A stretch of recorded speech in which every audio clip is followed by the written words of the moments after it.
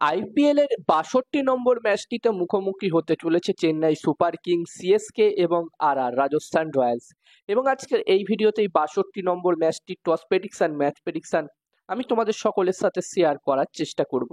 যেখানে বন্ধুরা এই ৬২ নম্বর ম্যাচটি হতে চলেছে নিউট্রাল ভেন্যুতে, যেখানে এই ম্যাচটি জয়পুরেও হবে না, আবার সিএসকে হোম গ্রাউন্ড চিপকেও হবে না। এই ম্যাচটি হবে দিল্লিতে, দিল্লির অরুণ জেটলি স্টেডিয়ামে এই ম্যাচটি হবে।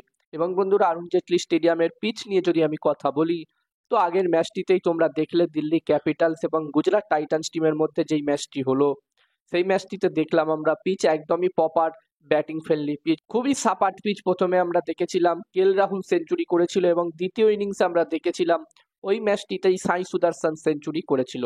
এখানে আমরা আশা করব এই ম্যাচটিতে এই দুটি টিমের মধ্যে একটি হাই স্কোরিং ম্যাচ আমরা দেখতে পাবো।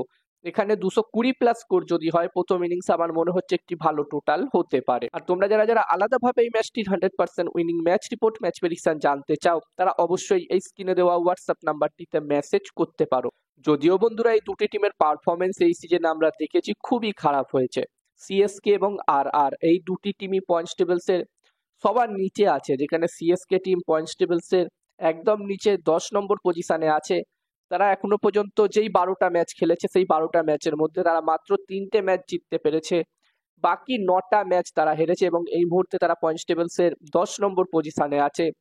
এখান থেকে সিএসকে টিম অবশ্যই চাইবে বাকি দুটো ম্যাচে জিতে তাদের এই বছরের আইপিএল যাত্রা শেষ করতে এবং 2026-এ আবার নতুন করে ভালো করে শুরু করতে। অন্যদিকে বন্ধুরা, রাজস্থান রয়্যালস টিমের কথা বললে, এই টিমটি 9 নম্বর পজিশনে আছে পয়েন্টস টেবিলসে, যেখানে এই টিমটি 13টা ম্যাচ খেলে নিয়েছে, যার মধ্যে তারা 3টে ম্যাচ জিতেছে, বাকি 10টা ম্যাচ তারা হেরেছে। এই সিজনে তাদের শেষ ম্যাচ হতে চলেছে এটা। এই সিজনে আমরা দেখেছি রাজস্থান রয়্যালস টিম খুবই বাজে পারফর্ম করেছে, যেখানে কিছু ম্যাচ আমরা দেখেছি একদমই জেতা ম্যাচ তারা হেরেছে। শেষ ম্যাচটিতেও যদি বলি কথা, শেষ ম্যাচটির যদি কথা বলি, তো শেষ ম্যাচটি রাজস্থান রয়্যালস টিম আমরা দেখলাম পাঞ্জাব কিংস টিমের বিরুদ্ধে একদমই বাজেভাবে হারলো। একটা সময় মনে হচ্ছিল ম্যাচটি খুবই সহজ জয় পাবে রাজস্থান রয়্যালস টিম, যখন ইয়াশাস্পি জয়সওয়াল এবং বৈভব সূর্যবংশী ব্যাটিং করছিল। দুজন দুর্দান্ত শুরু দিয়েছিল এবং পাওয়ার প্লেতেই প্রচুর রান করে দিয়েছিল। তারপরেও এই ম্যাচটি হেরে যায় Rajasthan Royals team. Rajasthan Royals টিমের মিডল অর্ডার আরো একবার ফ্লপ হয়, যেখানে আমরা এই সিজনে যেটা বারবার দেখেছি, রাজস্থান রয়্যালস টিমের মিডল অর্ডার ব্যাটসম্যানরা একদমই ভালো ব্যাটিং করতে পারেনি। একটি ম্যাচে আমরা দেখেছিলাম দিল্লি ক্যাপিটালস টিমের বিরুদ্ধে তারা সুপার ওভারে হেরেছিল। তারপরে আরো একটি ম্যাচ আমরা দেখেছিলাম তারা কেকেআর এর বিরুদ্ধে মাত্র 1 রানে হেরেছিল এবং একটি ম্যাচ তারা হেরেছিল লখনৌ সুপার জায়ান্টস টিমের বিরুদ্ধে মাত্র 2 রানে। তো অনেকগুলো ক্লোজ ম্যাচ এই সিজনে রাজস্থান রয়্যালস টিম পারলে জিততে পারতো, কিন্তু তারা সেই ম্যাচগুলো হেরেছে। তো এখানে রাজস্থান রয়্যালস টিমের জন্য এই সিজনটা খুবই খারাপ গেছে। তারা অবশ্যই চাইবে এই ম্যাচটি, শেষ ম্যাচটি জিতে এই সিজনটা শেষ করতে এবং 2026-এর আইপিএল একদমই নতুন ভাবে শুরু করতে। যেই সব ভুল তারা এই বছর করেছে, সেই ভুলগুলো তারা একদমই না করতে চাইবে।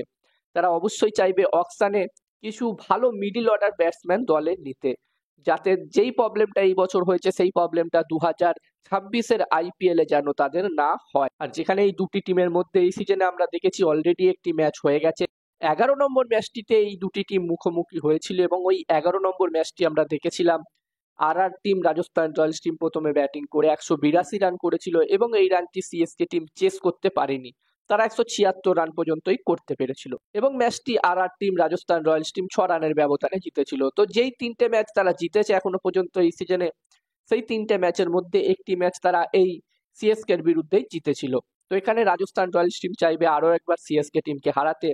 অন্যদিকে সিএসকে টিমও চাইবে রাজস্থান রয়্যালস টিমকে হারিয়ে আগের ম্যাচের বদলা নিতে। দুটি টিমেরই হারানোর কিছুই নেই, দুটি টিমই একদম পয়েন্টস টেবিলস এর নিচের দিকে, অলরেডি তারা বাদ পড়ে গেছে এই বছরের আইপিএল থেকে। তো এখানে দুটি টিমই চাইবে এই ম্যাচটি তো অবশ্যই জিততে।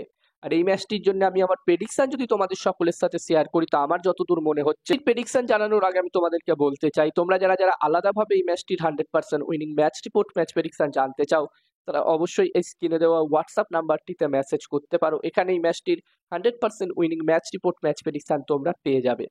আর এই কাজগুলোর প্রমাণ দেখতে চাইলে হাসান ক্রিকেট প্রেডিকশন টেলিগ্রাম চ্যানেলেও তোমরা জয়েন হতে পারো, ডেসক্রিপশনের লিংক আমি দিয়ে দিয়েছি।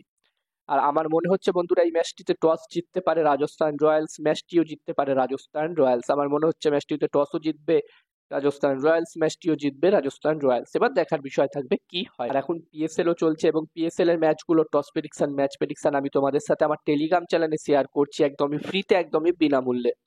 তোমরা চাইলে আমার টেলিগ্রাম চ্যানেলে জয়েন হতে পারো। ডেসক্রিপশনে আমি আমার টেলিগ্রাম চ্যানেলের লিংক দিয়ে দিয়েছি। আর এই ভিডিওটা যদি তোমাদের ভালো লেগে থাকে অবশ্যই একটা লাইক করে দিও।